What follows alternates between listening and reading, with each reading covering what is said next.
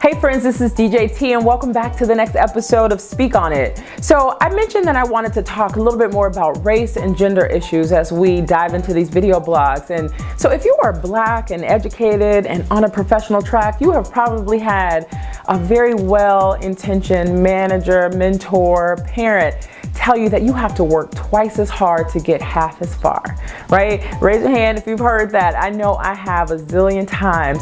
But on this episode, I want to challenge the way we think about that Black tax. I asked the question, is it real, right? And I just want to share a slightly different thought around this Black tax, because the way that that phrase lays out, it makes it feel as if we live in a meritocracy, as if you work harder, more, have higher quality products and outputs, that you somehow will be more successful. And that's just not true. We don't live in a meritocracy, and I learned that probably the hard way. And I'll share with you a really quick story. My first job out of college was at a management consulting firm. And I was excited about my job, and I'd had all my mentors tell me that same thing. You got to work twice as hard to get half as far. And so I'd been given a project. I was heads down on that project for weeks while I saw my other peers peeking into partners' offices, in the break room, chatting it up with people, asking folks out to lunch, just out. And I just remember like shaking my head and wagging my finger, thinking that while they're out lollygagging, I'm killing the game over here with these deliverables. But that was just not true. It turns out, fast forward, those were the folks who got the higher raises, the promotions faster, and were ultimately more successful in the firm, right? And I learned that the hard way. And the reality is that the way that I was thinking about the work was just too narrow. While I was worried about the PowerPoint and the facts and the formulas and the pivot tables, I should have been worried about building relationships and connections with the people that mattered the most. And that's what they understood, and I did not.